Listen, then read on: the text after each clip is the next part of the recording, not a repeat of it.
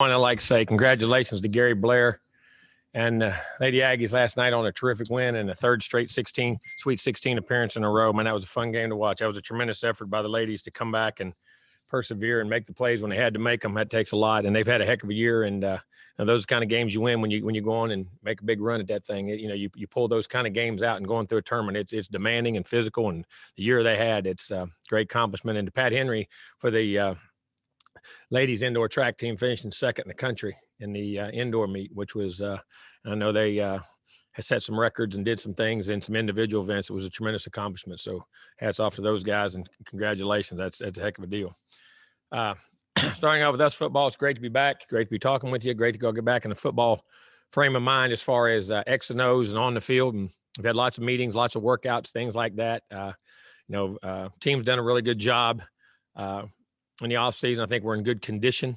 I think we've worked hard, and I think the standard of excellence in which we have set and we believe in, and the work ethic and incorporating the new enrollees, the freshman enrollees, and in our program, getting them acclimated and things. I think it's been a very good transition. Some of the older guys have done a great job helping those guys, and young guys are working hard. Some of the older guys who have had great years, didn't seem like they're resting on their laurels, are lifting, running, getting things in position where they can have a very good spring and understand the importance of spring ball for us and the development in which we have. We've got a new football team, and everybody's going to say, well, you know what, last year you're going to build it. Well, you build on it, but you got a new team. Every team has its own personality, has a 1-year life expectancy. That team's only together 1 year. So it's got to develop a work ethic, a standard. You talk about the culture of the organization. We have that up there, but each team, like each child, you have 3 kids in a house or 4 kids in a house. 3 think one way, 1 thinks another. I mean, sometimes, and you got to get everybody on the same page, and that is part of the leadership and culture of what us as coaches and our leadership of our team has to do. And so hopefully each of those guys will accept that, and they'll develop a tremendous winning culture and a tremendous attitude and a relentless competitiveness that won't let them fail. And I think that's a big part of it. I mean, when you get down to the things of the championships are made of, there's a lot of things that go in, but at the end of the day, it's a lot of sweat, it's a lot of hard work, and it's a lot of guts. And that's what it gets down to, how important it is to you. And you'll be able to prioritize and put priorities in place. You personally, you academically, you athletically, and develop yourself as a person, because the same guy you are off the field, the same guy you are on the field, and learn to get good at things you don't always like. It makes you grow as a person. It makes you grow as a player on the things you do like. So hopefully those traits are coming into play, and we'll see as we develop. But very excited to get the guys on the field. We're ready to get them out there and where we go and just develop the identity which we have. Like I say, defense, we got a lot of guys back. So hopefully the experience there will pay off, but they can't relax. Hey, experience is one thing, but you got to go make plays. And hopefully they can expand and get better on the things they've done and bring the new guys along offensively. Got a few more holes to fill. Got an offensive line group. We lost a lot of guys on, but feel very good about the young, talented players we have there. Really like those guys, and they're going to get a chance to get out there and get in different positions and different setups and different, personalities that work together and see how that works and develop that chemistry in that O-line. Quarterback's another. We had Kellen. We've had a 3-year starter. So we got a great competition going there, and some guys that can lead and take over this team. We got a lot of returning guys at the other positions, at tight ends, at receiver, at running back.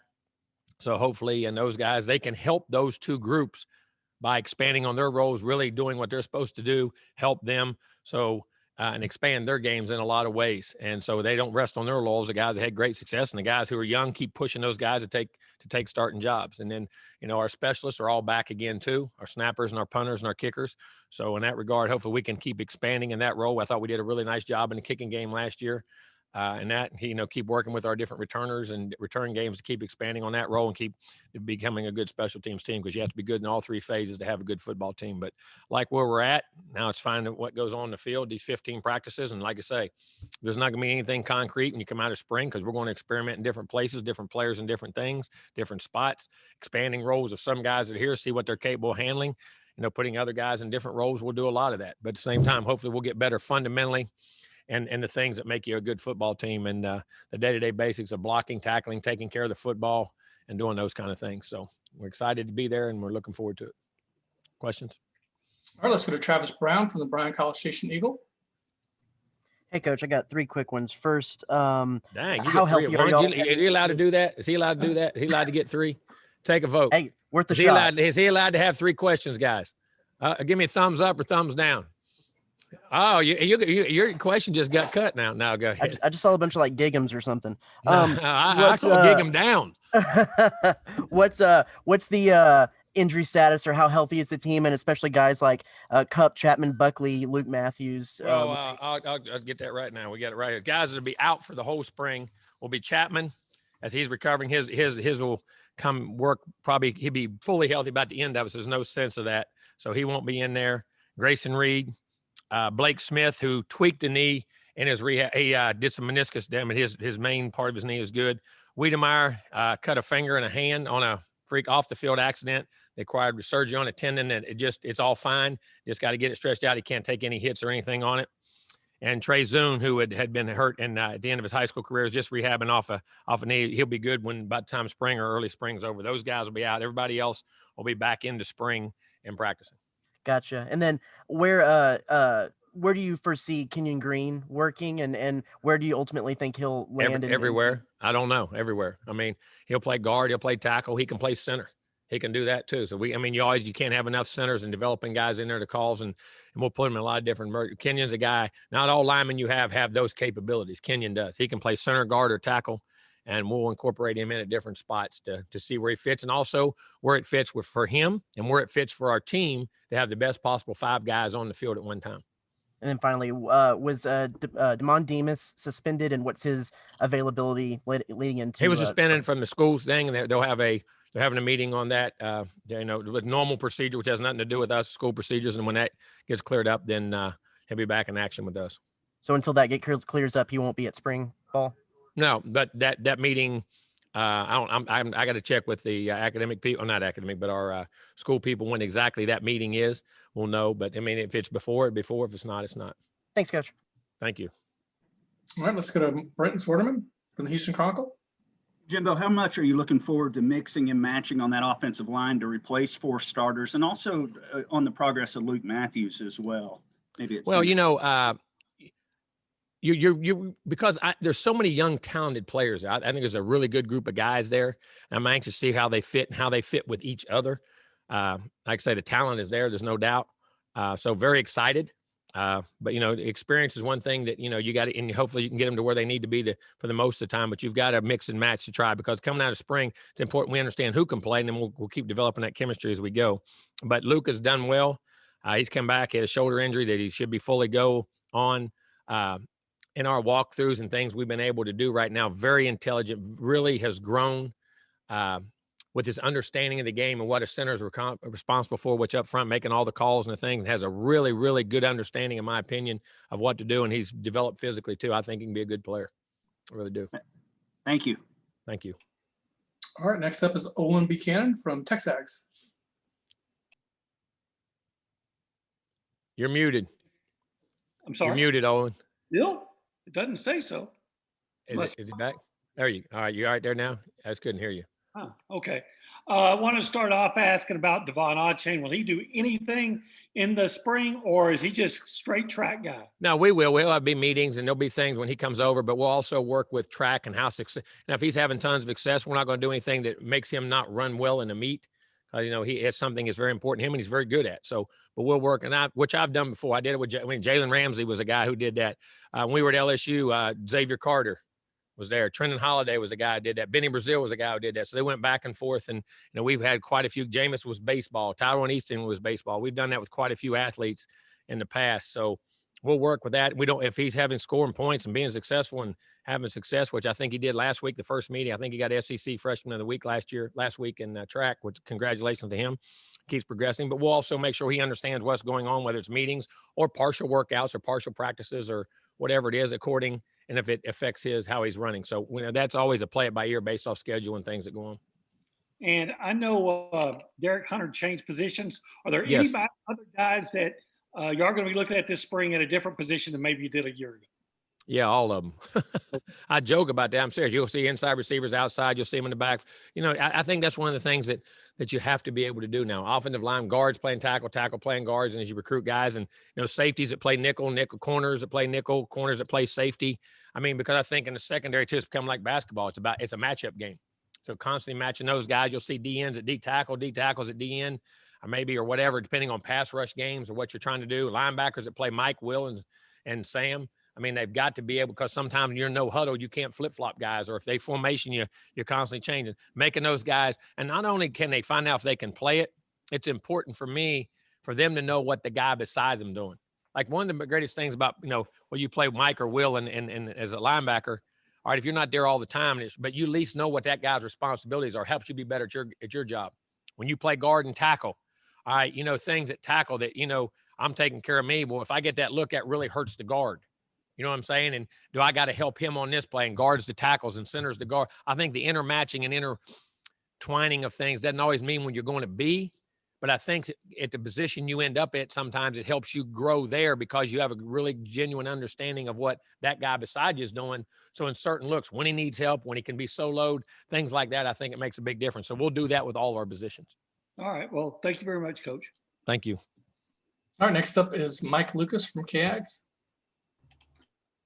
Hey, Coach, when you go into an off-season spring ball with a quarterback competition at hand, is there a guy that in the back of your mind you want to take the reins and grab the position, or is it truly an open situation between however many guys are competing? It's an open competition. I've learned not to do that over time. I mean, I really have. I mean, because like I say, what you think and just let things play out, let things happen, and your actions speak so loud I can't hear what you're saying. What you do, how you do it, and it gives each guy a fair chance to do it, and how guys respond. Because football is a game. I always say this at quarterback. One of the things we don't talk about, he can throw it, he can run it, he can think, he can make decisions. Well, how does he get all 11 guys to act around him? I always say this about Tom Brady. To me, the greatest attribute he has is his team camaraderie, how he fits 11 guys and makes them want to play and do things. It's not only about it's the example he sets. And I think that's a big part of that. It's underrated. The unselfishness of those guys and the ability for them to get guys to rally around them, not only offensively, but defensively. All that matters. How your team plays is how he looks at that quarterback. And there's a lot of things that go in that. And, guys change, guys grow. What I saw last fall may not be what I see in the spring. And what I see in the spring may not be what I see in the fall. Guys develop and change. And I think that's the exciting thing about young guys like this. So there's no set pattern or no set, you'll be reps. We're all going to get the same amount of reps. And we're going to see, who can lead, who we think takes snaps can give our team the best chance to win. Thanks, Coach. Thank you. Next up is Mark Passwaters from Rivals.com. Jimbo, got a couple of quick questions on the defense. First, with so many returning starters, does that make the approach for spring ball any different than it would be otherwise, or is it just business as usual in that respect? Well, you'll be busy. You still got to go back to fundamentals, and you may put in some more schemes and things they understand, or tweak a couple things, or allowing older guys sometimes can work on more things that the opponent does. But we'll have parts of that with the offense too. It doesn't matter. They've got to get educated on what opponent will be parts of our spring that are based off breakdowns we have of our opponents that we think we need to get introduced to our players in different parts of spring now. We'll always do that, and we'll do it in fall camp all the time too. So when it does come game week, it's not something new to them. But I think sometimes that's where you can get in trouble. I really believe that I got experienced guys, and you assume they do things. You assume this fundamental's right. You assume that's right. And all of a sudden you start getting away from strengths and things you do well. And all of a sudden you don't do them as well. So I think you got to make sure that you keep doing the things you do well and then expand as you need. How surprised were you that Miles Jones and Michael Clemens decided to come back? And, how important is that to the overall defense going into 21? I think it's very important. I know Peavy, we had other guys. Peavy did it, and some guys over there. So, I think it's very – Hansford did it. I think all those things are very good. But to me, it shows the maturity. I mean that, certainly when I get to the NFL, but do I want to get there? Do I stay there? How long can I stay there? Maybe guys recognize that there's parts of their game that they're really taking off now and can expand and grow. And where they go into the league, where they get drafted matters. People don't understand. It's not just, I can get in the league. Okay. But where you go in matters. Your contract matters. The amount of time. It's like anything. When you're drafted high, guys are going to spend more time with you if you're doing the right thing. If you're a lower draft pick, you don't get those things. They're not invested in you very much. And I think guys saw that they have a chance to still improve and enhance their value going in and maturity of what to play and help their game. And I think it's a very good decision for them. Not selfish, but I truly believe they could grow. If there wasn't nothing they could get better at, I wouldn't let them. I'd tell them they need to go. I really would. I think that's part of it. And I think those guys made mature decisions. Okay. And last question real quick. One guy you do have to replace is Buddy. Is Mhm. it a safe assumption to say that Andre White's going to be the guy out there first with Hansford? I can't say it nowhere. Yeah, but hey, we'll see what they do and how they play each and every day. I mean, he played a lot last year and did a really good job for us. But at the same time, he definitely could be very easily. But he's got to go out and play and do what he has to do each and every day to perform that way. And there's nothing in the offseason says he can't. But there's a lot of other guys that I see pushing behind that want to play too. So that's a great thing about competition. And there's always competition. I mean, there's no job set in stone. So we're going to find the best group of players that allow us to be successful. All right, thanks. Beard looks good Thank you. too. Thank you. All right, let's go to Sam Kahn, who is now with the Athletic. Hey, Jimbo, I wanted to follow up on A-Chain. Mhm. What do you, after seeing what he did in the bowl game and his progress in his freshman season, what do you think the ceiling is for him? I depend on what he wants. Ceiling ain't what I think, it's what they think and what they see themselves is and how much time and how prioritized it is. Now, he's a hardworking young man saying all that. Very quiet, but doesn't say two words to yes, sir, no, sir, does his job, hustles. I mean, I think he can be an excellent player. I really do. I think he got a chance to be an excellent player in a lot of different ways. And like I say, we're just scratching the surface of things he can do, in my opinion. But, you know, the thing that makes him unique, I truly believe this. I truly believe he's a football player who runs track. I don't think he's a track guy who plays football. And he has a natural ability to play the game of football. And when you watch a lot of guys that are really, really fast have a tendency to do everything fast. He doesn't. He's under control. He has a good pace to himself. He understands he's a natural runner and he applies it when he has to. And he's very strong. He's much stronger than you give him credit for and how he runs. If you really watch those runs and things he does and catches the ball well. I mean, another thing he did, man, that sucker block you. You think, I mean, that guy put his nose on you now. He'll put it right in the middle of you. I tell you what, we got 2 5'4" guys, him and Ananias, that'll block the heck out of you. I tease them all the time. Now I'm joking. But 2 little guys like he said, well, them guys can't. You go watch them pass block. You go watch them hit. We got guys like that. And that's one of the things that really impressed me about A-Chain. Not only his patience to running, but his ability to be a blocker and a pass blocker, not when he's going out, was very, very impressive. Do you think he's versatile enough to take on as many roles as somebody like Ananias has down the road? Well, we'll see. I mean, and that's also feel for football, knowledge, ability to learn and do things, and we'll see. I mean, but he's a very capable. There's no doubt. We'll just see where those roles go to. Thank you. Thank you. All right, let's go to Daryl Bruffett from KBTX, and then we'll go Jenny Streeter. Coach, first, I got a couple of questions for you. Can you talk about the correlation that you see between high school seniors who take care of their business athletically and then how that kind of translates into their success athletically? You mean academically? You said Yes, sir. athletic. Yeah, I'm sorry. Academically, you know, they're good in the classroom, and then that translates to how they're good on the field. Well, you know, the best players I've ever had, and you may not like school as well as you like ball. I didn't, but I did well in it because I was taught that you got priorities of things that are important, that you have to do that. And I think that's one of the things that you know, hopefully we can teach guys. Now, some guys come in that academics is just as important or more important than athletics. Nothing wrong with that either. I mean, but you got 2 things you need to do well. And I think the key to all that is prioritizing. We say sacrifice. It's not sacrifice. You're not sacrificing. You're prioritizing what is important to you to be successful in your future as a person. And then, because like I say, one day the air is going out of that ball, but there's no doubt the guys who usually are good, you know, you see a great correlation between great players. Great players I've been around do everything well. And they act right. They do right. Academics is important. They do well there, off the field, leadership, and they play well. And I always say this, when you get good at things you don't like, it's amazing how good the things you do like enhance and become even better. And you grow as a person, you grow as a man. But there's no doubt. Can you also talk about how the coronavirus has affected kids and maybe benefited them and causing them to be better students and also prepare better for competition because they have to be more focused? They do have to be focused. I mean, you always have to be focused. I think the one thing that Corona is taught, I think self-responsibility, because you are on your own so much, you're doing so much away from, especially early, without personal interaction. You're tutoring online, you're doing this online, and there's nobody continually, you know, the in-person learning, but I think is actually harder. I think online learning is much harder than in-person learning. I don't think there's any doubt in my mind, but I think it's made them grow and have to, again, spend more time, prioritize, and grow if you want to do well in school. So hopefully that will pay over in, you know, concentration levels and self-evaluation of yourself of how to do things. Thank you very much. Thank you. All right, let's go to Jenny Streeter for the battalion. Hi, Coach. I kind of wanted to follow up on what Mike Lucas asked you. And just, earlier you kind of told us that King was really doing well with picking up the offense. I was wondering if you could just touch on how King, Stowers, and Calzada are doing with meshing with this offense. You know something? I mean, like I say, in the meetings right now, I think all three guys, Haynes, like I said, from the day he got here, he's done it. Zach has really focused himself. A very talented guy who the calls now, the things he does, the questions he asks in meetings, the walkthroughs, I think he has it now. I really do. Haynes does. And Eli Stowers has been amazing how quick he's picked it up. He was like Haynes when he walked in. And he's a guy, you tell him something, you give him something once, he keeps it right in there and understands it and has not just memorizes it, but understands it. I think from an intelligence standpoint, learning standpoint, I think all three of those guys, I'm extremely pleased of knowledge of what to do, not only pass game, but run game and also protections.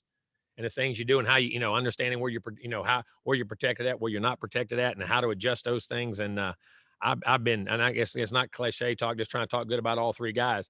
I think all three guys have done an outstanding job in that regard. And here I will say this: until you do that, you never know how good a player really is, because his physical skills can never be shown until his mental skills of learning and comprehending are truly, it to where it's become second nature and your physical skills can take over of how to play the game. And I think that's what I'm anxious to see in the spring. I'm really anxious to see these guys compete in the spring. And then last question for you. I actually went to high school with Jaden Peavy, and I was kind of just wondering if you could touch on your expectations for him this season, especially with him coming back. Jaden's another guy who came back, I think, made an outstanding decision. And I think really grew as a player last year, and also leadership. Jaden has really come out of his shell. He's been a very good leader. I think his length and size as a 3 technique and an edge guy and a 4-eye guy, a 5 guy, and to be athletic because he was a basketball guy, I think he has grown tremendously. And we have Jaden should be right there playing tons of ball and starting leading and being a good leader on this football team. I think he's a very good football player. Thank you, Coach. Thank you. All right, let's go to Justin Woodard at KAGS, and then we have a follow from Sam Kahn.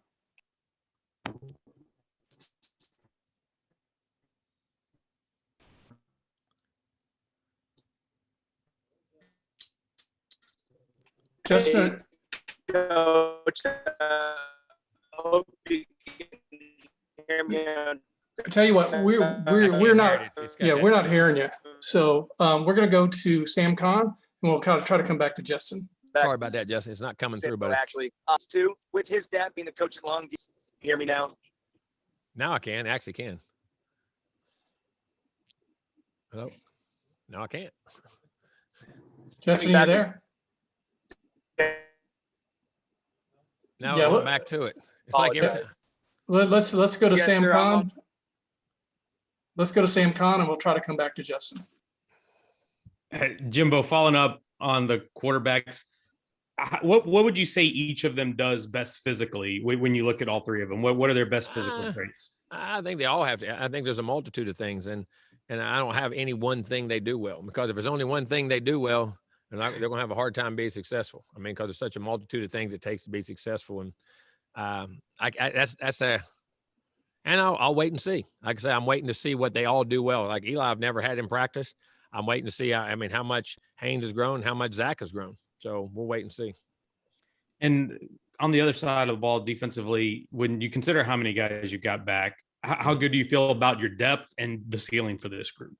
Well, I think depth, we got to continue to, you can never have enough depth and where you're at. And the ceiling will be determined by how prioritized they are on being dominant and taking over and being able to do that. And you have to have that mentality and thought process going in to be able to do that. So hopefully their fundamentals and basic things in which they do, they'll execute well enough. Because listen, the great defenses I've ever been a part of, I've been on teams, I've coached teams, been number 1 in the country in defense, number 1 in scoring defense, led everything, interceptions, turnovers, sacks, all that.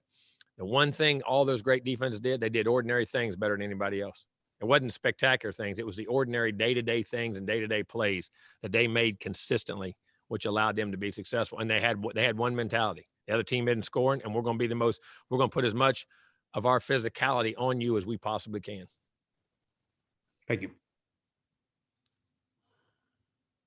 All right, let's try to go to Justin again, see how this goes. Highway 21, it's not my friend driving back from San Antonio. I apologize, Coach. It's all right. what's your expectations for pro day, given there was no NFL combine this year? How do you hope the guys perform on Tuesday? Well, I hope they perform very well, because I mean, they're getting a shot. I mean, that's what they've worked their whole life for, and then hopefully that like I tell them, it's just like the game. They don't look at the scoreboard. Let your preparation and what you do daily and your work habits coming up. If you've put the work in, you've done it right, you'll perform well.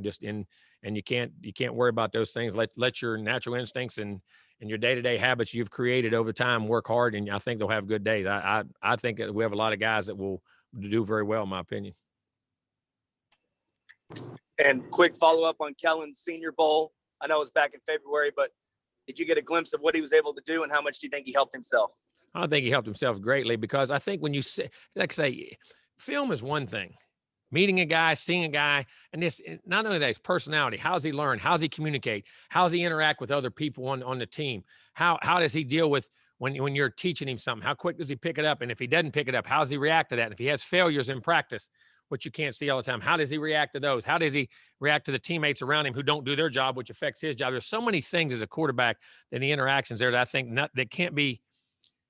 You can't get opinion on it until you actually see it in person. And everything I've heard, he did a great job at that. And I think his knowledge of the game, I think what we do offensively, like I just had a conversation with him not too long ago. He said he felt so comfortable going in with, just because of whether it's called the same thing or not, but the schemes and what your quarterback's required to do at the line of scrimmage and how much it is. And a lot of guys, it doesn't translate from college to pro, because they don't do things in college that translate to the pro game. And what are quarterbacks required to do just from calling a play, organizing things, how the check system's set up, to setting protections to runs, and how much you have to do at the line of scrimmage before the plays, the ball's even snapped. So he said he felt very good on those things. He says interviews have went well, and hopefully I'm hearing, hope we keep doing some good things. He keeps working and it gets drafted very high. Thank you, Coach, as always. Thank you. All right, we're going to wrap it up with a couple of follow-ups, one from Travis, another from Brent. If I can get one more. So with what you did in the fall, testing and COVID kind of stuff aside, is there anything that you learned or changed how you set up practice, or the way that you train, that you're kind of carrying over into the spring this year, that maybe you were taught or you learned through the crazy year that we had this last year? Well, I mean, expect the unexpected, which you always say, but you definitely did here. Don't let things bother you. Go with the flow a little more, and how things, what you can control, and control what you can control. But I think one of the things we learned, I think you'll see it again in this off season, hopefully going into fall camp, that I think a longer camp. Now in spring, it's not longer, but because we have days off, and I think it allows you to be able to have teaching days in between. I think hopefully that carries over into the fall, that I think a longer camp, not more practices, but a longer camp with more days for meeting days and off days for kids, not only for their physical ability and, control. I think it helps concussions and their physical bodies and everything, but also them learning what to do and how to do it, and being able to show the film and teach, I think I really like the way those things went in the fall. Thanks, Coach. Thank you. All right, and Brent, wrap us up. Along those lines, it does seem like a lot more things are getting back to normal, on the school front and things like that. So remember, some opposing coaches talked about how loud Kyle Field was, even at 25,000 or what have you. I'll wait till they get it full. I was going to ask you how much you're looking forward to the spring game, to having fans back. And I know it's still going to be limited, but the fact that it is somewhat returning to normal in that front. Well, I'm anxious to say, because didn't something come out today say we set the limits or whatever? You can set your own limits or something. Did that come out today? Am I off or am I on that? I thought I read that, but hey, the more the merrier. I'd be glad to have everybody back, see everybody, let them come see the guys, and the guys really appreciate them being there and the support they have. And I think it's one of the great experiences of being here at Kyle Field, to have the support you have, and I'm anxious to get them all back. You apparently keep up with the news more than I do, Jimbo. Thanks. No, I don't. Someone told me that. Okay. I just got hope I can trust the information. There you go. Thank you. Thank you.